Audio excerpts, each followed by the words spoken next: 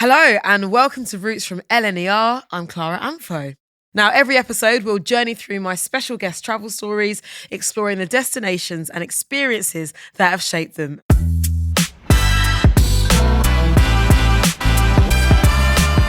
I'm so excited about my guest on today's episode, Melanie Brown, aka Mel B. Mommy, why do we live in LA? Why don't we live in Leeds? All your family's there. I was like, are you sure about that? They were like, yep, and I've been there ever since. Our nicknames were given to us by a lazy journalist who couldn't remember our names. And I was always the one in leopard print and always the one that was very scary.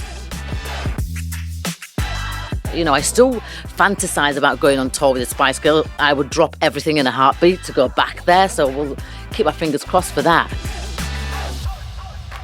BLT or GNT, with food and drink delivered to your seat, it's freedom all the way with LNER. Welcome to Roots from LNER. I'm Clara Amfo, and listen, I am so excited about my guest on today's episode. Now, don't get me wrong, I love all of our guests. I truly do. If I was a mother, I'd say you're not supposed to have favourite children. And in theory, I think that's true. I don't know. I have my favourite. Well, there we go. She's spoken already. If you can tell by the cackle, then you are a true fan. But I'm going to give the full intro anyway. She is easily my favourite guest of the series so far. She is a member of the best-selling female girl band of all time. She's sold over 100 million records worldwide. She's a best-selling author. She is an artist in all ways, shape and form. She's been a talent show judge on shows like The X Factor, America's Got Talent, The Masked Singer. She has an MBE. My girl is partial to a bit of leopard print. It is the one and only Mel B. Oh my God, that was a full-on introduction. I'm like, who's she talking about? I'm talking about you because, Mel B, it is what you deserve. And I am not wearing leopard print that you can visually see right now, but I always am. Let's paint the picture for the listeners. What are you wearing? I'm just wearing quite a plain black comfortable dress with black heels, and it's got a collar on it, so I've made a bit of an effort for you. It's very fab. Look, I'm honoured because I went for like a slight animal print today. I know, and I usually do go full on, but I thought, you know what, spice it up a bit. Yeah, I get it. Keep them guessing. Mel, I mean, look, I'm not going to hide. I think you're never too cool to be a fan of someone. I'm so happy you're here. Aww. I have interviewed, I've been very lucky in my career to interview some very well-known and respected people, but you're extra special because you are part of the fabric, I think, of my childhood. And well, wait till the interview's over and then you can say it was good or bad. Got pressure now. No.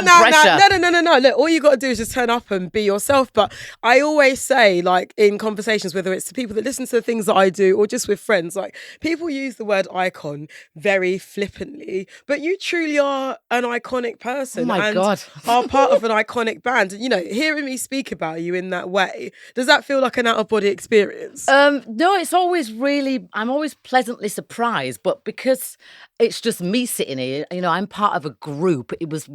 I was part of, the Spice Girls. I still am, but there's 5 of us. So what we did together, when you're saying it just to me like that, I'm like, oh God, a bit overwhelmed. But it's the whole group, the girl power vibe and the Spice vibe. And I feel very honoured what we achieved and what we've done. But to hear it all like that in one go is a bit like, oh God.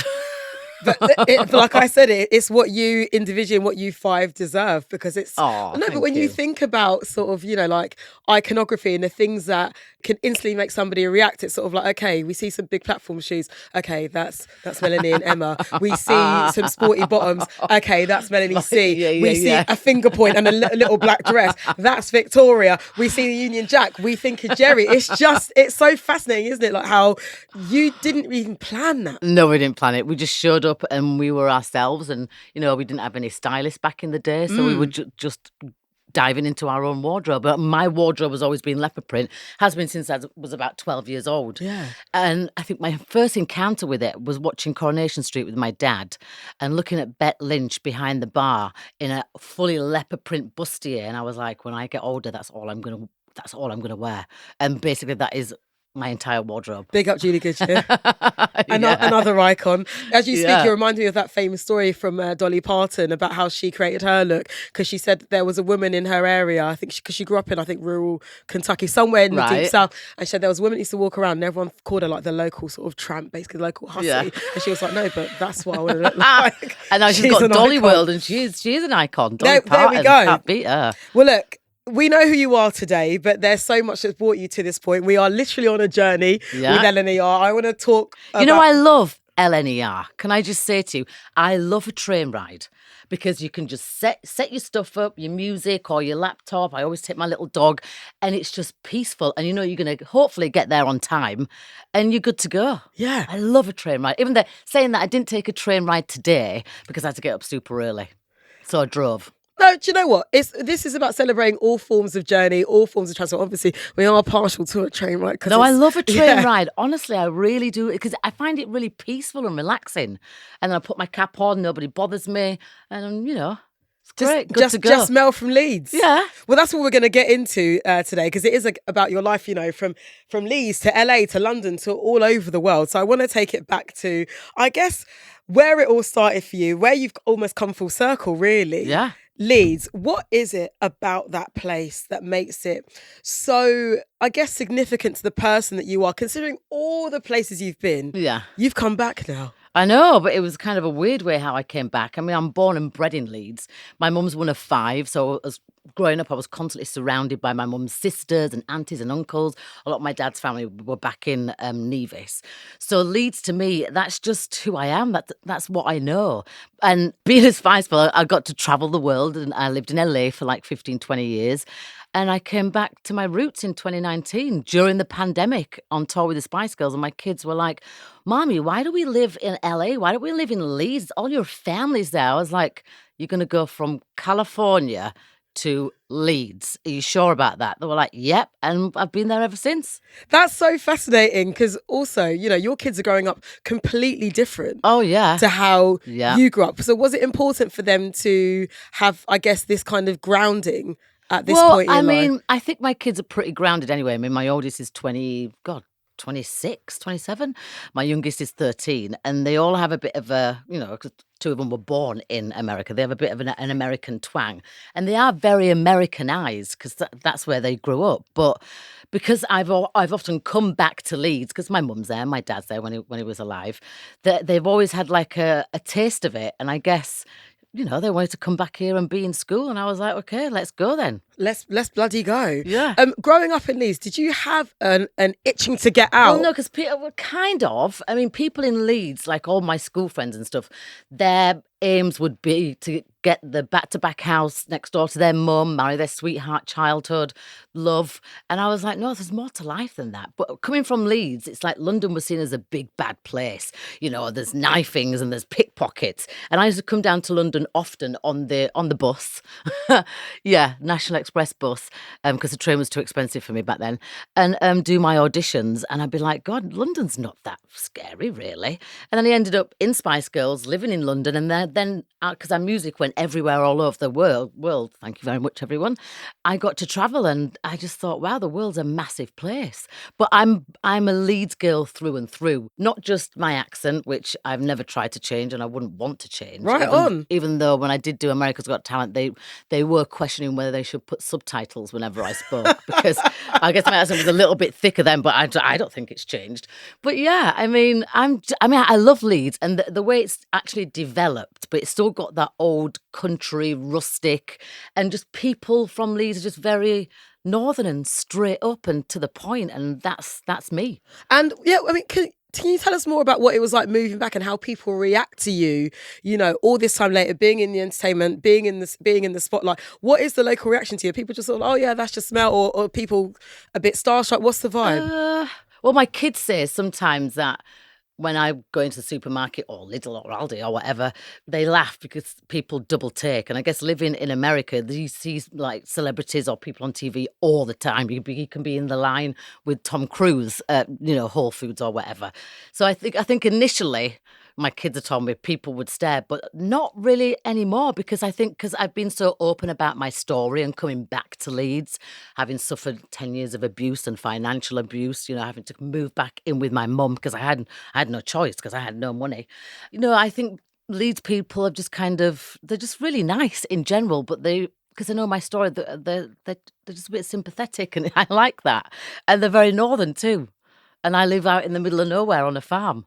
So yeah, you get that peace that you were speaking about, like when you're on your train journeys. Yeah, completely. I mean, Mel, you're a woman who's lived many, many lives, and as you've touched on, you are truly a survivor, a warrior. You're a spokesperson for people that have gone through like horrendous abuse, and it's incredible to see you be able to own that, because I don't look at you and I don't think victim.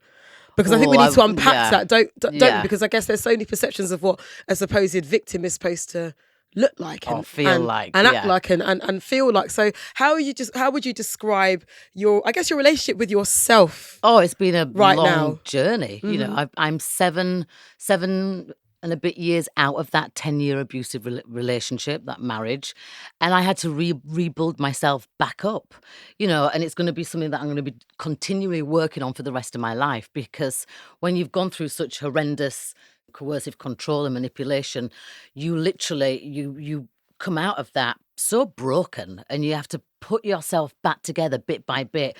And it doesn't always, it takes time. And even still, 7 or 8 years out, I have down days, I have up days, I have triggers, I have all this other stuff. And I have to remind myself of who I am and where I've come from. And there's nothing better than going through that process, being back in Leeds and being surrounded by family, because during abuse, you get very much isolated from your friends and your family. I remember reading in your book. The abusers, they really cleverly do that, and they do it you do it in little dribs and drabs over time, so you don't really see or feel it too much. I mean, you obviously do, especially if you're dealing with physical abuse, but coming out of it, you have to really take a long look at yourself and try and get rid or come to peace with that guilt and that shame, especially if there's kids involved, and rebuild yourself back up and learn to like yourself and what's kind, and have a bit of faith that not everybody's an abuser in the world, because you do leave that relationship thinking, well, can I trust myself? Because, I was in love with this person and look what he did to me. And you hope that there are good people out there. Being surrounded by my family again was also a reconnecting thing, because I had to explain a lot, and so did they, because they didn't understand what was going on. And I didn't understand why they weren't coming to get me or save me, or why they couldn't tell or hear, because I was very good at pretending my life was fine, because I had to. Because one thing about abuse is the shame and the guilt. You think no one's going to believe you if you tell them. I tried to leave 5 or 6 times, and I always ended up coming back for other reasons to do with blackmail and this and that. So you actually feel like, you know what, my abuser's right. I am worthless. No one's going to believe me. I've just got to get on with it, and just this is it. I've caused this myself. So there's a lot of self-reflecting. There's a lot of picking the pieces up and hoping that you're not going to fall apart. But then understanding and realizing is that happened to you. You didn't, make it happen. So it's just owning the fact that yeah, I feel guilty, I feel shameful, all this horrible stuff, and just focusing on building yourself back up bit by bit by bit, if not just for yourself and for your kids, but for your own mentality, really, to show that, you know what, we can carry on. And because it's such an epidemic, abuse, it's not going anywhere. The statistics, it's a full-on epidemic, so we need to do something more about it rather than just talking about it. We need to understand it more and try and figure out ways to prevent it and educate our children from the get-go on what a healthy relationship looks like. Well, this is it, because, as you speak, and I'm genuinely so happy and proud of you and for you for how you've been able to come out of it, because it's making me think about, I think, one of the first times I met you, like very, very briefly, was at the Stylist Women of the Year Awards, and you were getting honoured for your work for DV survivors. And I've seen you've had your doctorate as well from University of Leeds from last year. You are being rewarded. obviously for your contributions to the arts, but for just, again, like who you are, what you're doing for other people. And it's really fascinating because, you know, people will see you as Melanie B, you know, you're a Spice Girl, you're a pop star. They would never think that something like that could happen to you. Well, I mean, this is the funny thing. People did used to have the misconception that abuse comes from a certain class or race, but that's wrong. Abuse can happen to anybody. It has no race, it has no age, it has no nothing. If an abuser's going to abuse you, they're going to hunt you down and they're going to find you, probably when you're at your most vulnerable or feeling at your most powerful, because it's a challenge for them to get into that psyche, to take your money, take your lifestyle, take your worth, your confidence away and control you. That's their aim. Do you know what? As you speak, I would never forget you. You just reminded me of watching you on X Factor. You know, the night I'm talking about. Yeah. And even as a viewer, I'm thinking like, there's something going on. Something's up with her. Yeah. And it was heartbreaking to see. And it was just like, something's going on here. She's not. And I think a lot of people did kind of know, but because I was so defiant in no, my relationship's fine, because I didn't think anybody was going to believe me, and I was really embarrassed and ashamed and guilty. I'm a Spice Girl. I advocate girl Scary power. Spice. Yeah. Problematic name, by the way. No, I love my name. Well, unpack. I love my name. Okay, Though a lot of yeah. people get that a little bit wrong, but anyway, we'll talk about that later. Yes. But I think it was, you know, a time where I just thought enough is enough. I need to be able to speak my truth. And being up north, we speak the truth. And one thing my dad used to always say to me, is died now, God rest his soul, is just don't tell lies. And I'd been living a lie for 10 years and I had nobody and nothing. So I had nothing to lose at that point, even though I thought it was going to actually end my career, me speaking out about it so vocally. And I did remember actually wanting to pull the book, because Louise Garner, who wrote it with me and pieced my life back together, you know, there was nobody that wanted to publish it because it was seen as a dark, icky, taboo topic to talk about. But this was back in 2017 where nobody was really speaking about it. Coercive control had only just come into effect law-wise in 2015, and it was still like just a weird thing that people knew about it, but they didn't. And so when it came crunch time to publishing it, I kind of pulled it. I said, I can't do it. I don't want my story, because it's very honest. Book's called Brutally Honest. It's just too much, and it's probably going to end my career, and I don't want that to be aired out there so publicly, even though I am who I am and I've been through what I've been through. And it was Louisa, my daughter, that said, but if you don't talk about it, who will? And think about how many people in that situation. And obviously I knew the statistics, so that encouraged me to go, you know what, if I can help somebody, great, but I know I'm speaking on behalf of other women, because it is predominantly a women's problem that it happens to, you know, even though it does happen to men and same-sex relationships too, but it predominantly is happening to women. Women are the target of abuse. And also, again, the women that we would never suspect. That, again, it doesn't discriminate. No, it doesn't. As you say. Well, look, here you are in 2025, standing alive loud and kicking. proud, alive and kicking. I want to take it back to the little girl who was told not to tell lies. Yeah. This little girl on her first holidays, her first journeys away. Can you tell me about some of your formative trips as a little kid? Well, because we didn't grow up rich by any means. I come from a council estate. My mum and dad worked their butts off. My dad worked welding copper. My mum worked in a shop, and then she had other jobs, old people's home, helping out and cleaning and stuff. So, like I said before, my mum's one of 7. So every year we'd go camping to Wales. So we'd all get in our cars and convoy down. Basically, there's so many of us, we'd basically take over a whole campsite. So that was my memories growing up, and there was so much fun.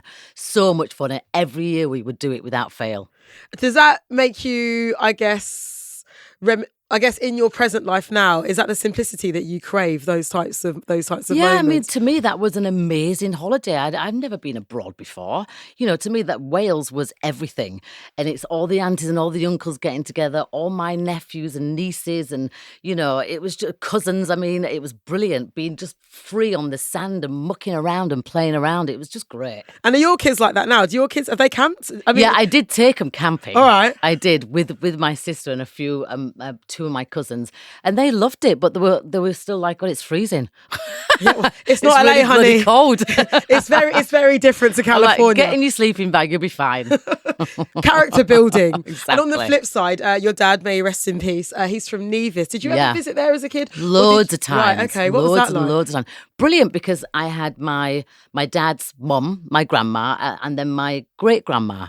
So, I mean, she lived till she was 111, my great-grandma. Wow. And the thing is, Nevis, I could easily get my dad into trouble and just tell on him.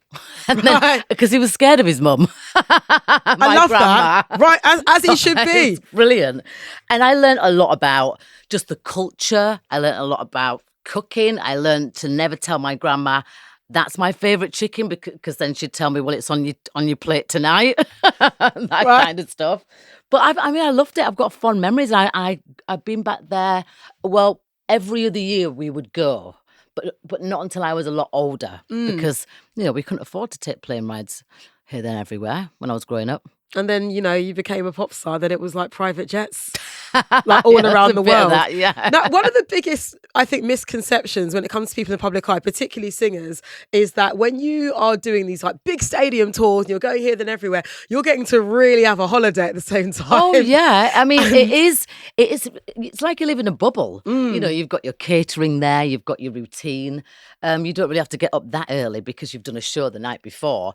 But it is kind of a routine that I like. You do your vocal warm-up. I'd also have Reiki healing, do all my like incense and candles, and just prepare myself to give a killer show. I love that lifestyle. I mean, but outside of it, did you have time to actually go and explore the places that you guys would be performing in? Because I think people seem to think like, oh my God, you're getting to, I don't know, you're on stage in Tokyo, let's walk around Shibuya for 2 days. And it's not that, is it? It's not. I mean, it depends. If you're exhausted, you're not going to be out and about too much. But we did get to see a bit of the places that we went to, but we were always focused on being the best versions of ourselves. So it was more like staying in the hotel or staying in rather than going out. Gotcha.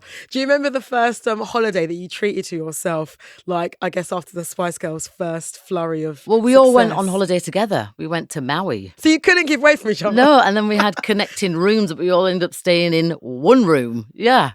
So you went to Hawaii? Yeah, and the funny thing is, we got asked and checked by security every time, because they were like, these 5 girls, how are they affording to be in this hotel?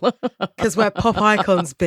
It's funny. That's very why. funny. Can you tell me more about Iceland? Because I know that's a very special place to you. That is. I mean, I had a really lovely guy that I met when I was a dancer in Blackpool.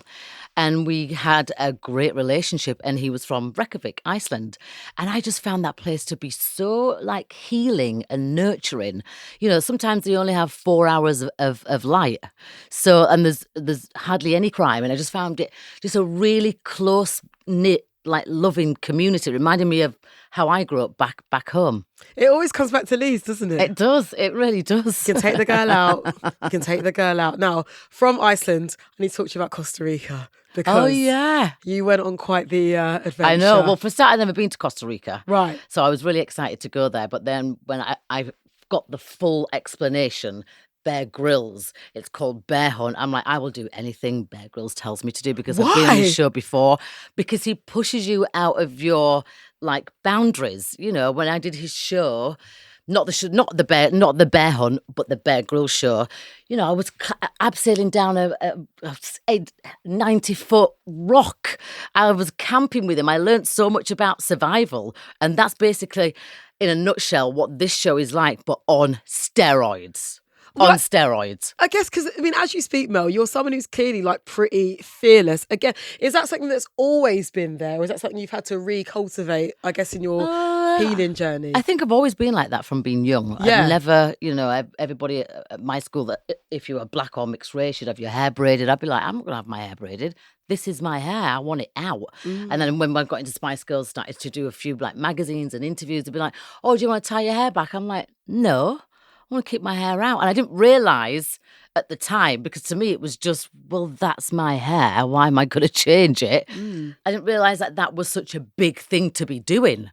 And only now I think, oh God, well, it was really convenient for me because this is my hair and I love it and I embrace it. And I've got my braids in now because I'm growing it out because I want it big like it used to be. Yeah. So cut to 6 months from now and it'll be back out again. We look forward to the growth spiritually Yeah. and follicularly. There you If go. that's a word. I understand it. But no, do you know what? I think it's so important you speak about that because, I mean, look, people talk about representation all the time because it's valid and we really should speak about it. But again, I think, do you understand the impact that you had on this generation of mixed race girls, black mixed race, however people want to identify, you know, looking at you like, oh, okay, like, it's all right.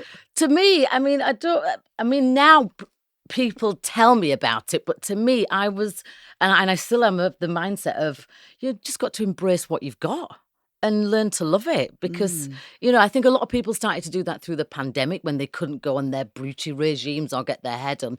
Everyone embraced their natural selves, and I think that's so important to do that. I was doing it anyway, but that's just me. Right on. You certainly got back to nature on Bear Hunt. That is for sure. Yeah. No luxuries there. No luxuries at all. What would you say was the most challenging part of taking part in it? Understanding the rules.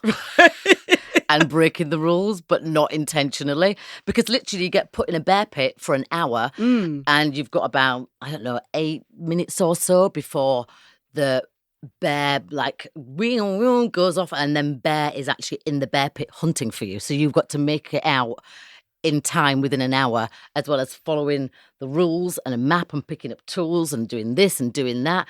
And I clearly did not understand the rules at all because by the time with my ADD, by the time she got to rule 6, I'd forgotten rule 1.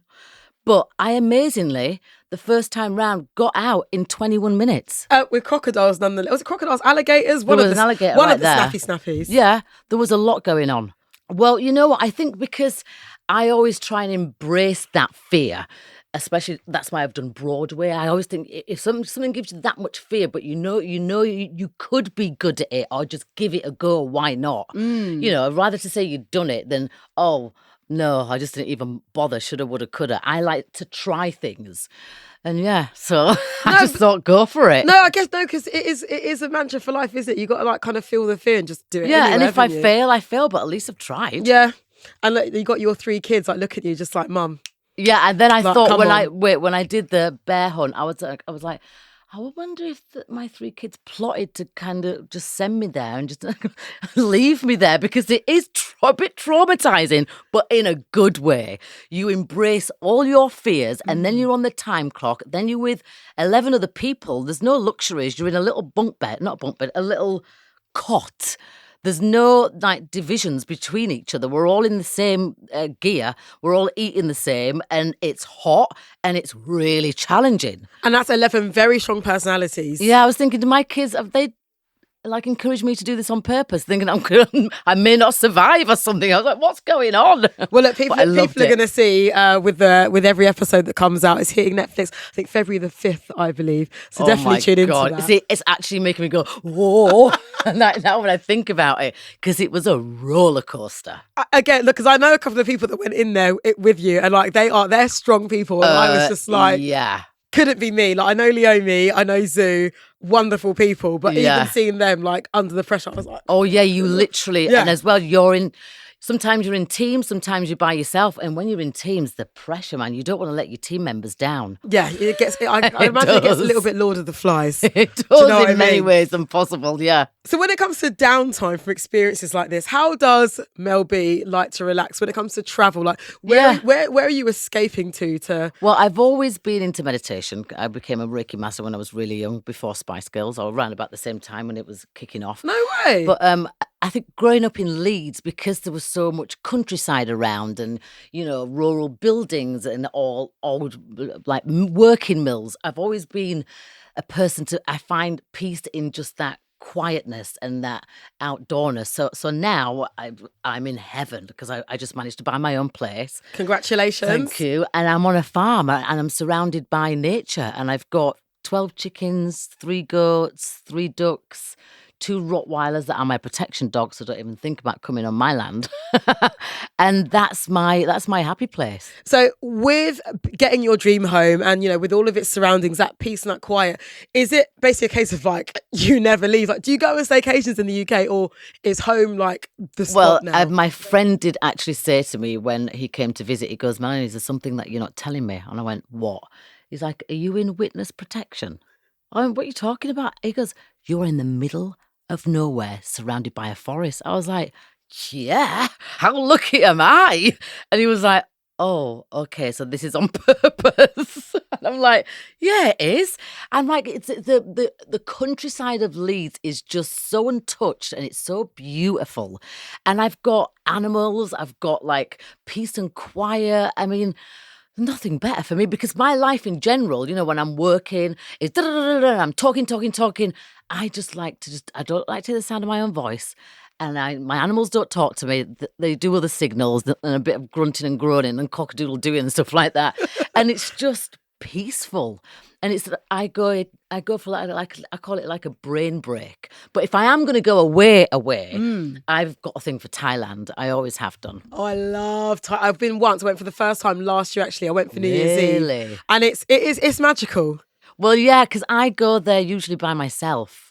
I mean, now I go with my partner, but then I'm like, right, you're going home. I'm going to stay an extra week, because I just find it so peaceful, and it's got everything there that I love. It's got the spirituality. It's got the big Buddhas. It's got the walks. The food is clean and healthy. The street food is cheap. It's just great. It's a great atmosphere, and you can either go to a beach and be nude, or you can just sit on a balcony and just zone out and just, you know, be part of that relaxation. But then if there's, on the flip side, if you do want to go out and party, you can definitely find one in Thailand. I've never done that in Thailand. I've never partied. Because I go and do my hot yoga, because I know a few of the teachers, or I'll go on like a long walk. It's just downtime for me. Like real, like get into that like silent brain break place, because my brain goes 10 to the dozen with ideas and work ideas, and I've got to do that for my kids, and what we're going to have for dinner, and even though I don't do much cooking, Roy does it all, and what about this and what about that, and then I saw him with the Christmas tree, FYI. So obviously, guys, you know, it's the new year, but we got to rewind back to December 2024. If you scroll on Mel's Instagram, there is a gigantic Christmas tree erected on your property. Yeah. Babe, you're not lifting a single finger. Oh, no. I always seem to get out of stuff like that. But I think, you know, Christmas is for your kids. And I have a lot of family, so everybody comes to visit. And I want to make it special, because I happen to have a great partner that just goes, no, I'll do that, or I'll cook that. And I'm like, oh, okay. Go on, then. You talk about your head being like full of these ideas, like playing stuff for my kids, work stuff. What is like the future for Mel B? I mean, look, I know you're not a crystal ball reader, but like, what are your goals left? Because you've done I've so done much. so many, and I like it when it's authentic and it comes from a place of really not too thought out, but from really solid morals and integrity. And so my stuff with Women's Aid, with survivors, I want to expand on that more, and actually create something where the money actually goes right there instantly, because through charity there's a lot of things that go backwards and forwards, and I want to make sure it's going where it needs to go to. And I want to get more laws that protect women going through divorces, or actually trying to get a conviction for domestic violence. And then apart from that, you know, that's my passion. That's my extension of girl power. You know, I still fantasize about going on tour with the Spice Girl. I would drop everything in a heartbeat to go back there. So we'll keep our fingers crossed for that.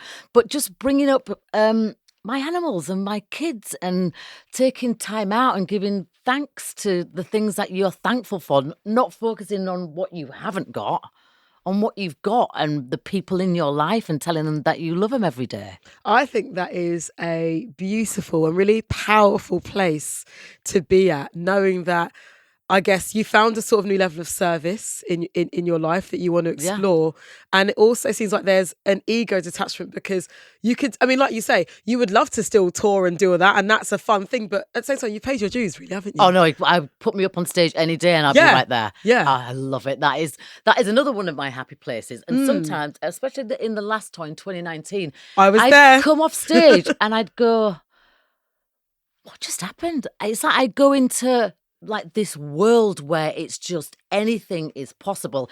And if I decide I'm going to run around the stage, hopefully I'm going to make it in time by the next song hits.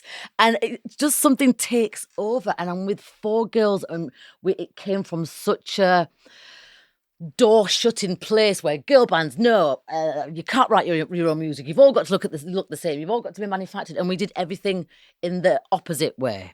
And that just gives me so much joy and pleasure. And then even though my kids are like, oh, do we have to come and see the show again? I've already seen it 5 times. I'm like, you will come and see the Spice Girls. These are core memories. These are canon events. Like, not everyone gets to call their mum a Spice Girl. Well, I think my kids, they use it when they like to use it. Angel went to Japan this year. Angel was like, people actually know you in Japan, mommy. I'm like, yeah, because they just see me as mum. I'm like, mum, what's for dinner? Mum, can you drop me here? Mum, can I go and stay at my friends? Mum, can you do this? Yeah. I'm an icon, honey, worldwide. Get to know. Yeah, right. What's for tea? But again, this is the beautiful balance of your life that you can now really enjoy. I am enjoying that. Man. I really am. Okay, let me talk to you about music, because I on. did another podcast called Make Me a Mixtape. Oh, I love that. Remember when people used to do that? Yeah, press record from the radio, and then I have to press stop. Oh God, I love that. So yeah, well, it's a podcast I host with wonderful Jordan Stevens, who's one half of Rizzle Kicks. Yeah, and he goes out with lovely Jade from Little Mix, obviously. Yes. Spice Girls walked, so Little Mix could run. Oh no, come on, they're great. No, they're amazing. Love them. I know, but they will say the same thing. Like, you know, it's like it's girl bands, like lineage, royalty, all of that. And we had to do an episode for Jade where we were making the mixtape for celebrating solo releases. All right. From different girl band members, and obviously I had to draw for a couple of your tunes. You and Missy Elliott, I love that. A banger. You could release that now. That. And it would still hit. Would you go back in the studio with Missy, or do you think lightning can't strike twice? I mean, I have asked her, but she's quite busy these days. She's touring now. And really? Yeah, she did a massive tour in America. Oh, I thought you meant here. No. Listen, the minute that tour hits European yeah, because soil, why doesn't she come here and do it? I'm going to text her. Yeah, please Tell do. Her. I Please. am gonna, Can you please text Missy Elliott and let her know? What was funny is she called me out of the blue, like called my number, so I thought it was a prank joke. And in England, we hadn't really heard of her, but I was in America. I had heard of her, and we were doing all our promotion for Spice Girls. So I had heard of Missy Elliott. So when she called me and asked me, I was like, yeah, right. And she said, no, it's really me. And she asked me again, and I was like, I just have to ask the other girls. And I go, Missy Elliott, I don't believe it. She's asking me to want to do a song with her. Do you think that's all right? And the girls were like, of course. And I said, let me just check. It could be a prank again. So I went, well, the girl said that I could do it. Okay, when do you want to do it then? And then I got all the flights over. I was 3 months pregnant with Phoenix. Damn! And she sent me the storyboard of me like crawling through this thing with a bikini on and all illuminating stuff. I was like, this is definitely a prank. Anyway, I got to New York. We recorded it. Cause we had to do the input and the writing and stuff. And I did a 72-hour shoot with her. And Banger. It was brilliant. I loved her, with Hype Williams too. It was great.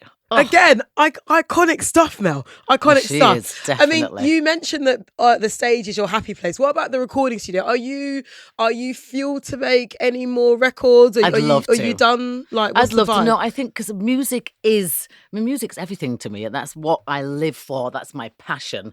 And having been opened up to so many different types of music growing up, you know, my dad would play Buzzy Banton, but then he would play Fleetwood Mac, then he'd play Tracy Chapman, then he would play Kate Bush, you know, so I had loads of different influences, UB40, Maxi Priest, the list is endless, but it was always eclectic, and it was always loud in our house. Right. So I think music is a part of my life, and I would love to get back in the studio. I don't know when or how I would do that. I'll have to figure that out. And what about acting? Oh, I love acting too. I do. But I have a hard time remembering lines. Okay.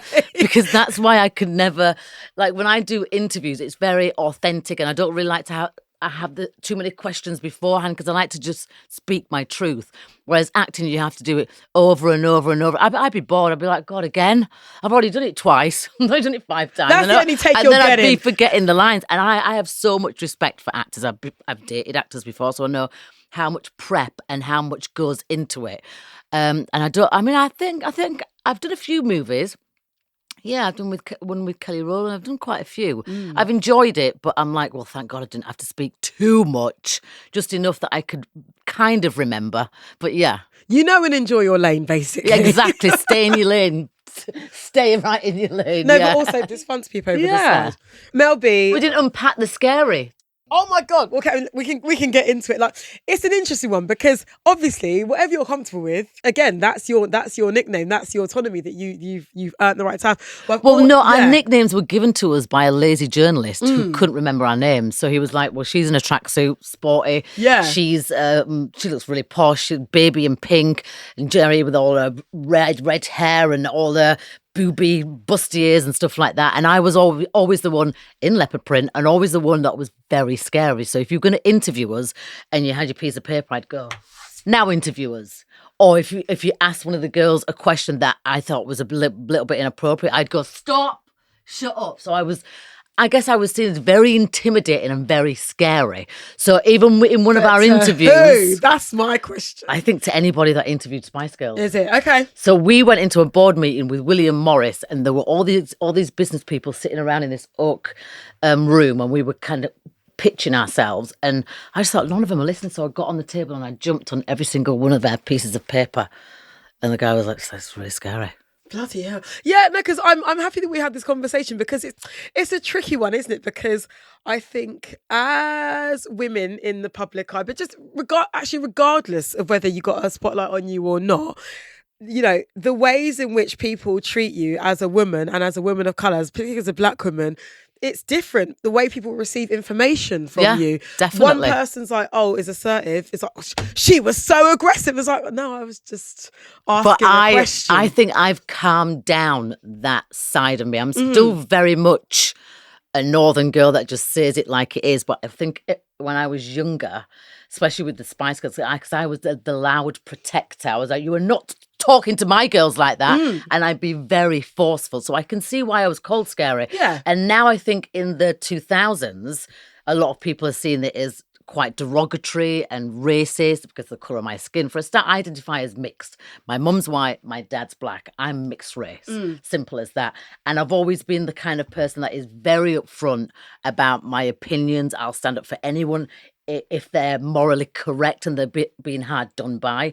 And I've always been that person. And I've always been, you know, quite larger than life with my hair, with my outfits. I've always been like that. So I can see. And back in the 90s, that's what women were not meant to be like. We weren't meant to be loud and outspoken. And, you know, you've got five of us walking in a room. And if you're not going to listen to us, then I'm going to make sure you listen to us. I was that one. I still am, but in a more mature, nicer way. Yeah. More demure. But I can understand now because this debate I've heard before, she was called that because of her hair, because she wore leopard print, because of the colour of her skin. And it was my hair, leopard print, but it was mainly because of my personality being very loud, outspoken and not standing for which is also very northern. Right on. Mel B, it's been an absolute joy to have you on Roots with LNER. Thank you for sharing your story. Genuinely proud of you. Delighted for your growth. Delighted for your strength. Still standing. Can't wait to watch you in Celebrity Bear Hunt and just can't wait to see you continue to thrive and stick up for people and what you believe in 2025. Bear Hunt is out on Netflix on the 5th of February, so you can see Mel and other celebs fighting for survival. Literally. in the jungle. I'm talking cliff climbing, traversing crocodile-infested waters. There was a leopard. And there's a leopard involved. Yeah. Probably running away from you because probably thought you wanted it for an outfit. Obviously, no, Mel doesn't believe in that. No, I don't. No. Categorically, let me say. But essentially, it is a brutal game of cat and mouse with Bear Grylls. Thank you so much for listening to this episode of Roots. If you liked what you heard, please rate and review and give us a follow wherever you get your podcasts. And also, look out for Mel B's Quiet Coach episode, which will be dropping next week. We're going to be hearing about her travelling snacks, tracks and hacks and what places have inspired and changed her. Until then, we'll see you at the next stop. BLT or GNT, with food and drink delivered to your seat, it's freedom all the way with LNER. Roots from LNER, a distorted production